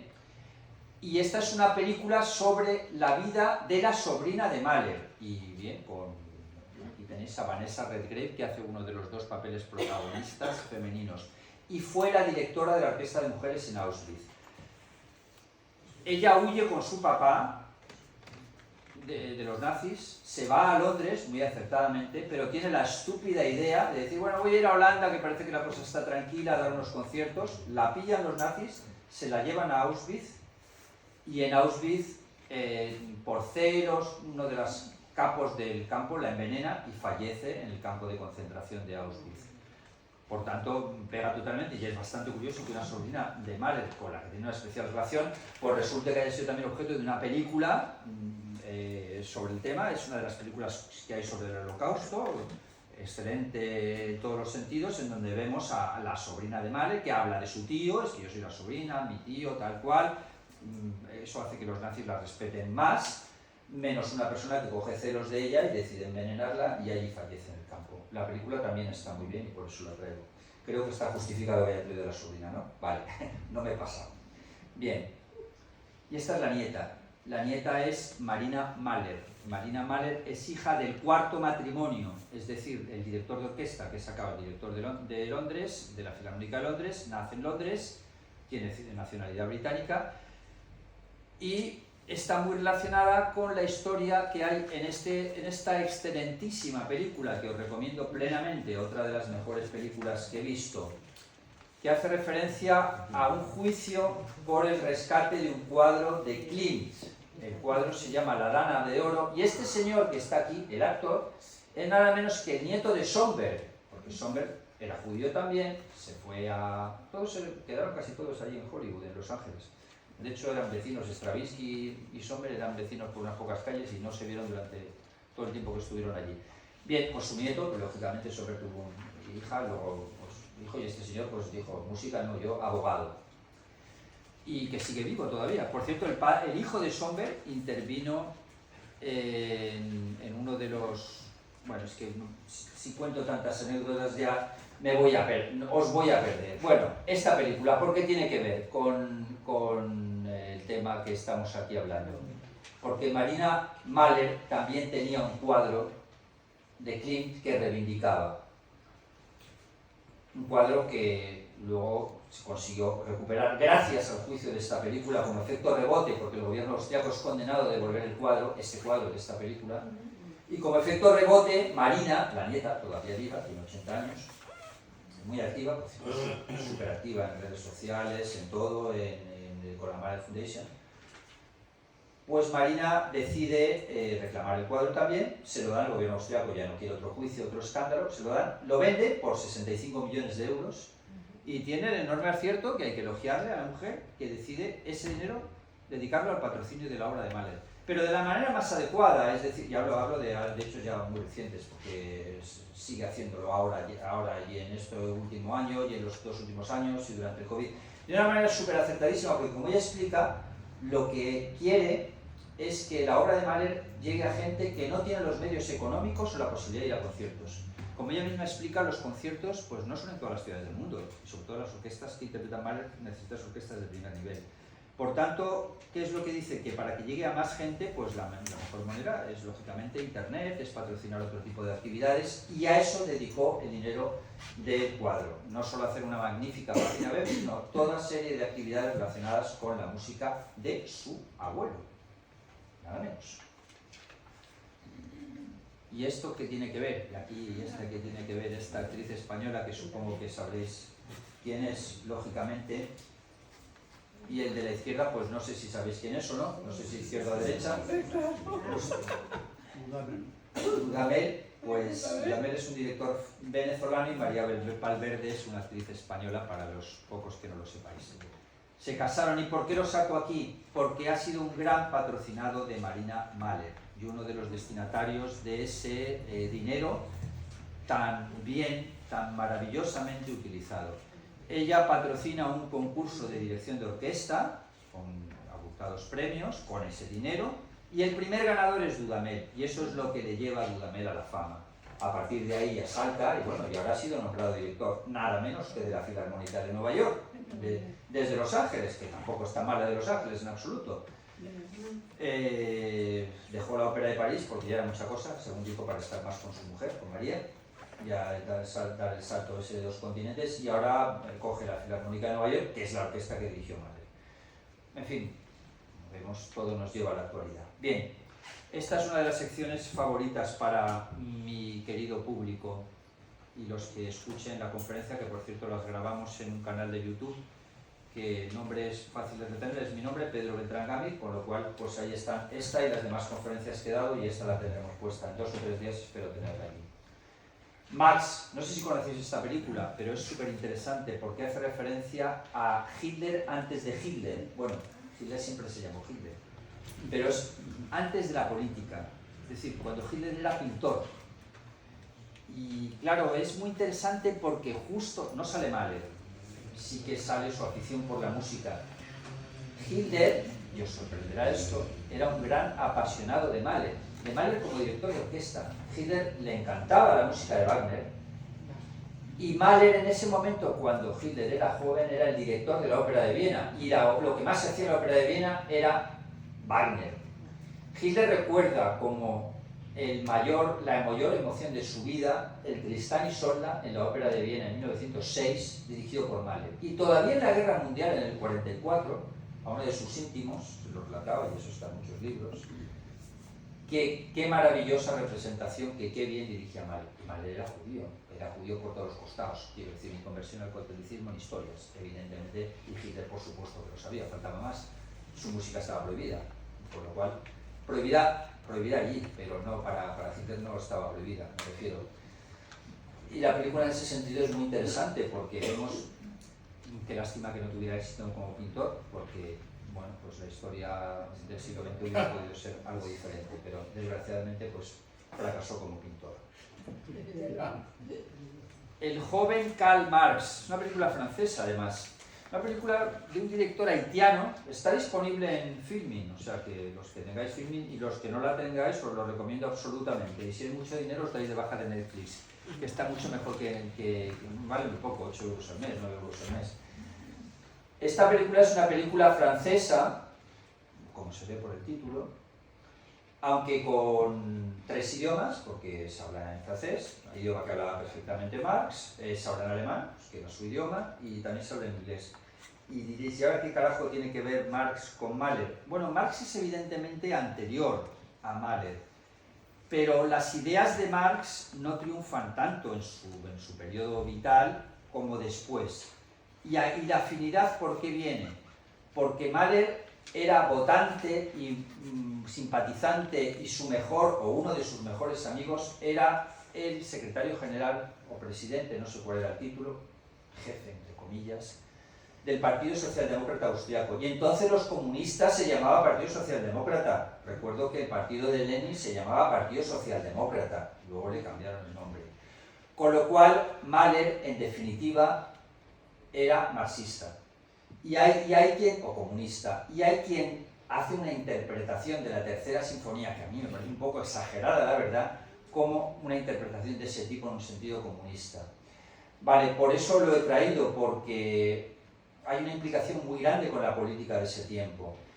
Y en contra estaba el alcalde de Viena, que era totalmente antijudío y por el que sentía una admiración enorme Hitler, y en el que se inspiró Hitler, el alcalde de Viena, en esa misma época. Con lo cual tenemos el contraste. Lógicamente Mahler era judío, no iba a inspirarse en alguien antijudío, aunque se hubiera convertido al catolicismo.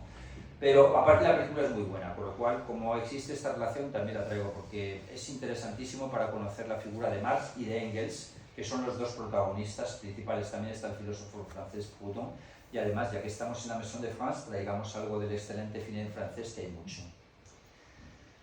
El asesinato de Trotsky.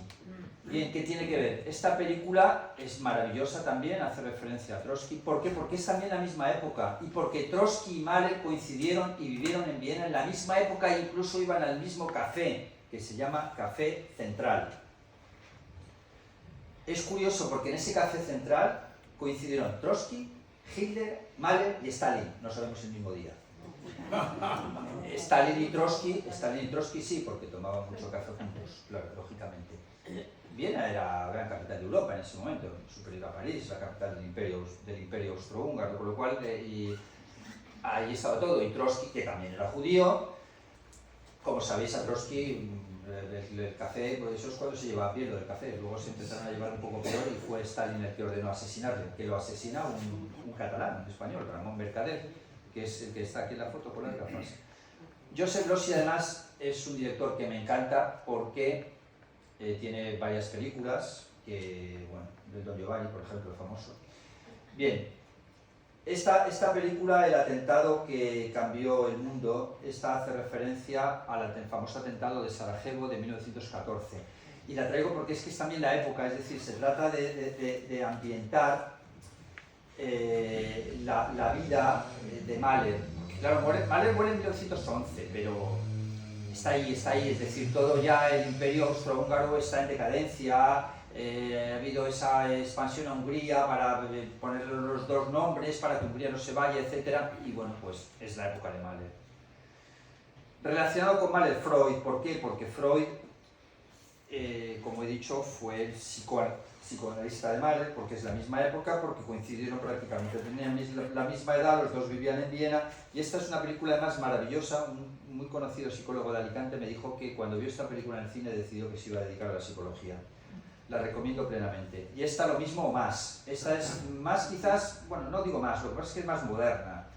Es en color, tampoco pasa nada porque sea en blanco y negro. Y aparte aquí tenemos a Freud, a Jung, y en medio Sabine Spielrein, que era judía, y la asesinaron los nazis en la sinagoga de Rostov en 1942, en la matanza de Rostov. Bien, Freud y Mahler, claro, sí. Freud además estuvo en el estreno de la octava de Mahler, tenían, a partir de esas sesiones psicoanalíticas, entablaron una relación. Vale, pasamos al siguiente apartado. Películas con música de Mahler, es el siguiente apartado, que es uno de los que más gusta también, que es, en definitiva, es escuchar Mahler y yendo al cine. Sería algo así como, vamos al cine con Mahler, ¿no? Pues eso sería. Esta es la más famosa de todas, Muerte en Venecia, de Visconti. Y es poco sabido que cuando hace el libro Thomas Mann, que es la película está inspirada en una obra de Thomas Mann, en el libro Thomas Mann retrata a Mahler, a Gustav Mahler, y de hecho el protagonista de la película se llama Gustav, es decir que está inspirada la novela en Mahler. Lo que pasa es que justo cuando la termina, la va a publicar, se muere Mahler, no le parece correcto y lo cambia a escritor. Pero cuando Visconti hace la película, retoma el rol y pasa a ser compositor otra vez. Con lo cual es Gustav, compositor, Gustav Aschenbach le llama, pero está clara la relación con Mahler. Aparte, la música de Mahler aparece constantemente, especialmente la Quinta Sinfonía, que contribuyó muchísimo a popularizar. A mí la película no me entusiasma del todo, pero aquí tengo un problema personal, que es que hay una ópera de Britten posterior a la película. Curioso, ¿no?, que sea posterior, porque normalmente las óperas son anteriores a las películas, no posteriores. Hay una ópera de Britten que me encanta con ese mismo título, sobre ese mismo tema, y eso hace que la película se me devalúe un poco. Prisioneros o prisionero de honor. Esto hace referencia al caso Dreyfus, el famosísimo caso Dreyfus, una película de Ken Russell, que es el mismo de Mahler de antes. Y aquí, ¿por qué?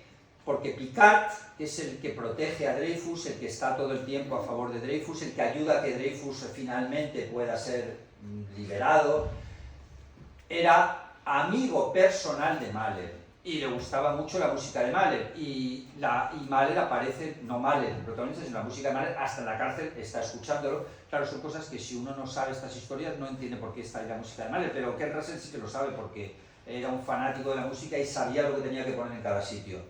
Además tiene mucha gracia porque Picard le decía siempre a Mahler que él quería escuchar su Tristan y Isolda y que tenía la ilusión enorme de escuchar su Tristan y Isolda en Viena. Bien, finalmente lo consigue, va al Tristan y Isolda, se sienta, queda poco para empezar la representación, y le entregan un telegrama. ¿Quién es del telegrama? Pues el telegrama es de Clemenceau, presidente de Francia, que le nombra ministro de la guerra. Claro, pues se queda el primer acto y se tiene que volver, porque le piden que regrese urgentemente a París. Bueno, es la relación con Mahler, porque fueron contemporáneos, fueron amigos, y la película además en cualquier caso está súper bien hecha. Esta es una más reciente, bueno, tampoco hay tanta diferencia en el tiempo, de Roman Polanski, de mucho más ritmo, también excelente. Las dos son muy buenas, esta tiene más medios que la otra, sobre el mismo caso. Lotte en Weimar recoge la sexta de Mahler como tema y hace referencia a la relación de Lotte, que es la amante de Goethe, en la que se inspira para el Werther, y ahí es donde va Lotte, vuelve a Weimar, desde la ciudad, y curiosamente sale la madre de Schopenhauer entre los protagonistas. Husbands and Wives es una película de Woody Allen, Maridos y Mujeres, y dos de los protagonistas acuden al Carnegie Hall en New York con la interpretación de la novena de Mahler, que a continuación hablan brevemente de la novena de Mahler, por eso la saco aquí. Flame and Citron son dos asesinos de nazis daneses, la película está excelente y también tiene música de Mahler. La caída de las águilas popularizó mucho la música de Mahler porque en todos los episodios al principio suena la quinta de Mahler, es como la música temática de la serie y hace referencia a la caída de los tres grandes imperios después de la Primera Guerra Mundial, ya sea el imperio alemán, el imperio austrohúngaro y el imperio ruso. Esta es una película española, pero en francés, que hace referencia, no sé qué referencia a Mahler, pero la historia se parece bastante a la de Alma y Mahler, y además saca al final, en la escena del suicidio, cuando se va la chica, joven y guapa, parecido a Alma, saca la novena de Mahler y entonces el artista se suicida. Guilty of Romance es una película japonesa de mucho ritmo, asesinato, sexo, celos, que también tiene música de Mahler. Coffee and Cigarettes es una película basada en cortos que contribuyó mucho a popularizar la música de Mahler. Según Norman Lebrecht, es una de las 4 películas que más contribuyó.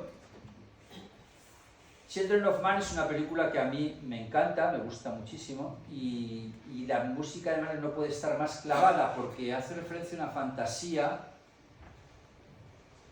en virtud de la cual es ciencia ficción. Se han muerto todos los niños del mundo en el año 2027, la película es 20 años anterior, y entonces saca los Kindertoten-Lieder de Mahler. Los Kindertoten son las canciones por la muerte de los niños, no puede ser más apropiada la elección de banda sonora.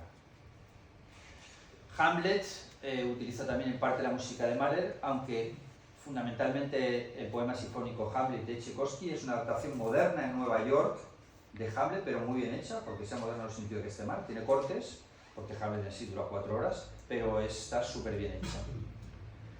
Mr. Klein hace referencia, también tiene música de Mahler, y el parecido con Mahler es muy claro, porque el protagonista, es de Losey también, la película, el mismo del asesinato de Trotsky, el protagonista, Klein, es un judío que vive en París y tiene que salir, se reconoce como judío, al final la película su identidad, tiene un conflicto con su propia identidad, muy parecido en ese sentido al perfil que tiene Mahler, aparte de que la música en parte también es de Mahler. El Don Giovanni de Losey lo saco porque es la mejor película de ópera que hay, no hay ninguna película mejor de ópera, y es de Losey, es decir, de la película anterior y del asesinato de Trotsky. Le Concert es una película absolutamente excepcional, preciosa, conmovedora en todos los sentidos, que también en parte recoge música de Mahler, aunque está basada especialmente en el concierto para violín de Tchaikovsky. Good, esta sí que es psicológica de Mahler total. ¿Por qué? El protagonista está completamente obsesionado con la música de Mahler, aunque él es ario total, estamos en la época nazi, y en cada momento de conflicto resuena en su interior la música de Mahler. Y resuena cuando se encuentra con Goebbels, resuena cuando va a un campo de concentración, y la música le suena en su interior. Y en ese sentido, como hay mucho Mahler, pues también aparte también la película es realmente muy buena. Esta es muy reciente, tiene un montón de música de Mahler, casi toda la película es música de Mahler. Es una directora ficticia, o sea, esta señora Tar no existe, no hay nadie que se llame Tar. Se la inventa el cineasta, yo no sé por qué se inventan historias, hay un montón de historias verdaderas que no hace falta inventárselas, pero en fin. La ponen de directora de la Filarmónica de Berlín, una mujer, claro, como que no. Y además lesbiana, claro, en fin, hay que estar con los tiempos, ¿no? Tiene que ser mujer, pero encima lesbiana, ¿no? No la pueden poner una mujer casada por un hombre, no, tiene que ser lesbiana. Entonces, no tengo nada en contra de las lesbianas, por favor, ni en contra de las mujeres ni en contra de las lesbianas, pero bueno, me hace cierta gracia, porque en fin, bueno, pues es lo que hay. Está basada en otra directora, que es directora de la Orquesta de Sao Paulo, con todos los respetos para Sao Paulo y para los brasileños, que se llama Marina Slob, y que es una excelentísima directora, que está enfadadísima con la película, por cierto, ha hecho unas declaraciones contundentes contra la película, pero bueno, se habla mucho de Mahler, empieza con la quinta de Mahler, teóricamente esta directora está grabando una integral por primera vez de todas las sinfonías de Mahler, como hay un montón de integrales de sinfonías de Mahler, con la misma orquesta, con la Filarmónica de Berlín. Bueno, la veis y opináis, no está mal, no está mal. Habla de Bernstein, según ella es la protegida de Bernstein, o sea, es muy curioso porque saca personajes que ya están muertos, con nombres reales, claro, no están muertos, pues los puede sacar, supongo. Y luego, sin embargo, los personajes reales, o sea, los actuales, pues eso se los inventa, incluido ella misma, que es un personaje inventado, pero en fin, se puede ver, tiene su ritmo. Y esta, supongo que la conoceréis, o está en Netflix, es una... Bueno, a mí no me entusiasma, la verdad. Y eso que quizás es una cuestión de las expectativas, de unas expectativas enormes con respecto a esta película. Y por supuesto está Mahler, porque la escena central es la interpretación de la segunda de Mahler, Sinfonía de Resurrección, 6 minutos, donde Bradley Cooper le ha enseñado a Yannick Nézet-Séguin, el director de la Sinfónica de Montreal y ahora del Met de Nueva York, le ha enseñado a dirigir, y Bradley Cooper dirige la segunda de Mahler. Y habla de Mahler porque Bernstein y Mahler, pues evidentemente se parecen mucho en sus vidas y en todo. Era director y compositor a la vez, los dos eran judíos, etc. Es una película sobre la vida de Bernstein. Bien, rápidamente ya pasamos a la sección antecesores. ¿Quiénes son los antecesores de Mahler? Voy a ir abreviando porque es muy tarde. Los antecesores de Mahler son Beethoven, y recomiendo plenamente esta película, Amada Inmortal. Si no la conocéis, la tenéis que ver. El siguiente antecesor de Mahler es Weber, que este lo conoceréis menos, y esta película es maravillosa, es una de las mejores películas de ópera, sobre ópera que hay. Este es el título, lo tenéis ahí, lo tenéis en la lista. Y el otro gran antecesor de Mahler es Wagner, evidentemente, con esta super película de casi 9 horas con Richard Burton, de recomendación también plena. Y no podía faltar Bruckner, que aunque no tiene tan buena película, tiene esta, que está disponible en Medici. Las películas que están disponibles en algún canal las he puesto ahí. Estos son los antecedores. Secuelas. Bueno, secuelas nos daría para un programa entero, con lo cual voy a ir rápido y abreviando, porque además lo tenéis en la lista. Strauss, que es el de la próxima conferencia, es contemporáneo de Mahler, eran amigos, se puede considerar secuela en cierto modo. Este, por cierto, es el primer CD o compact disc que se grabó. Cuando se creó el compact disc, se grabó este compact disc, con Richard Strauss y la Sinfonía Alpina. Esta película, que es absolutamente excepcional, una de las mejores películas grabadas de ópera, también de Strauss, hablaremos de ella la semana que viene. Busoni. Busoni es un gran compositor de la época, que justo cuando Mahler, en el último concierto de su vida, estaba muy mal, estaba ya muy enfermo, tenía más de 40 de fiebre, se encontraba fatal y tenía que dirigir una obra de Busoni. Se empeñó en dirigirla, ya entró en estado letal casi a partir de ese momento y se murió a los 3 meses. Bueno, pues era Busoni lo que dirigía, y esta es una ópera excepcional, mucho mejor que el Tostón del Fausto de Gounod francés que hay. Esta es una ópera alemana sobre Fausto. Hugo Wolf era amigo personal de Mahler, es Hispanisches Liederbuch, o Canciones Españolas, cantadas en alemán. Se volvió loco, y en su locura, la locura era que le había nombrado director de la Ópera de Viena sustituyendo a Mahler. Bueno, murió en el manicomio. Este caso es todavía más dramático. Hans Roth, que era también amigo íntimo de Mahler y compartía piso con él, se volvió loco porque Brahms rechazó sus obras, y a partir de ahí subió a un tren y dijo a todos los pasajeros que Brahms había puesto dinamita al tren y que el tren iba a estallar. De ahí el gráfico, que es del periódico de la época. Y Hans Roth, pues también lo internaron y se murió con 25 años. Este es un libro, tenemos Alma Mahler y a Schönberg, Ich möchte so lange leben, als ich Ihnen dankbar sein kann. Quiero vivir tanto para ser tan agradecido a ti siempre. Bien, la relación de Alma de Schönberg. Schönberg, que es otro seguidor, secuela de Mahler, importantísima. Aquí tenemos a Franz Werfer, tercer marido, con Alban Berg y las dos esposas detrás, es decir, Alma y Elena. Este es Weber y Schönberg en Barcelona, justo antes de que estalle la Guerra Civil Española, paseando por las Ramblas. Dos continuadores. Korgol, que es el de la música de Hollywood y del que antes he hablado. Una ópera genial de Korgol, totalmente inspirada en Mahler. Otra ópera de Korgol totalmente inspirada en Mahler y absolutamente maravillosa. Y una banda sonora que hizo Korgol adaptando la música de Mendelssohn para El sueño de una noche de verano de Shakespeare, ya en su época de Hollywood, que es una película excepcional de plena recomendación. Juárez, que la hemos sacado antes, y este es otro gran secuela de un compositor que me vuelve loco literalmente, que es Sibelius. Qué lástima no haberle dedicado un programa íntegro, pero tenía que elegir 10 y siento mucho no haberle incluido entre los 10, porque se lo merece. Y este es una Sibelius con Karajan, que era de las pocas cosas que Karajan realmente sabía hacer bien en su primera época, luego ya lo hacía todo mal. Vaughan Williams es otro seguidor también total de Sibelius y de Mahler. Walton es un grandísimo compositor, la primera de Walton es una obra excepcional, mucho es lo que hay de Mahler en el siglo XX. Y Roberto Gerard es, en mi opinión, respetable la de otros, por supuesto, el mejor compositor español de la historia español. Se exilió después de la entrada de la dictadura de Franco, y la sinfonía que veis es la Sinfonía de Nueva York, nada menos. Un compositor extraordinario también de gran inspiración en Mahler.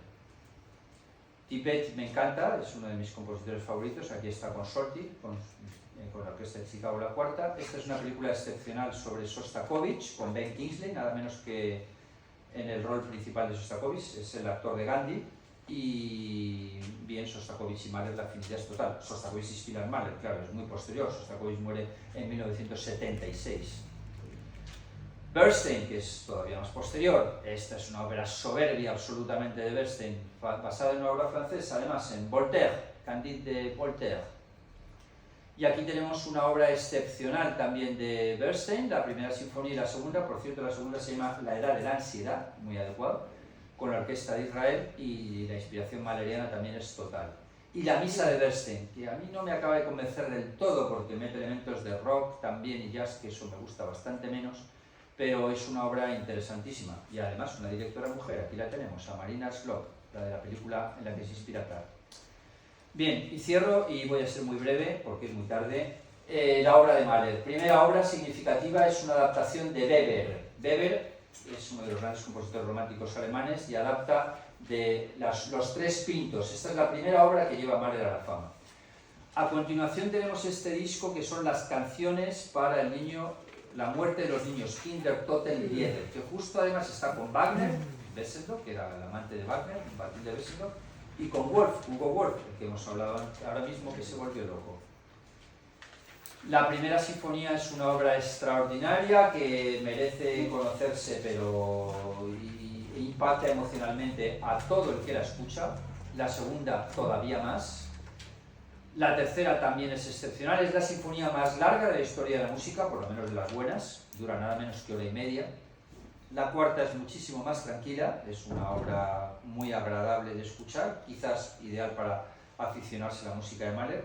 La quinta es muy popular, es solo instrumental, también puede escucharse perfectamente. La sexta es muy trágica, es la vida de Mahler en tragedia, no la recomiendo para quien tenga depresión, porque puede llevarle a lo peor.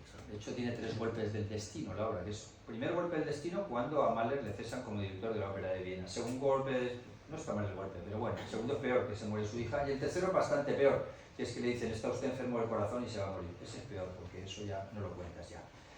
Y lo recogen, es decir, que la séptima es la menos popular de todas, ahora en este momento es mi favorita, en fin, hay rachas, en cualquier caso soberbia, como todas son excepcionales.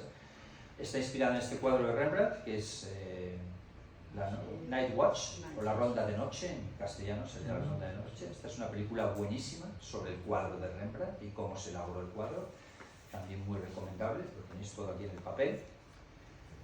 Y esta es la Canción de la Tierra, que muchos consideran que es la obra maestra de Mahler. Tenía que haber sido la 9ª sinfonía, pero pensó que se iba a morir y entonces le cambió el nombre y le puso la Canción de la Tierra.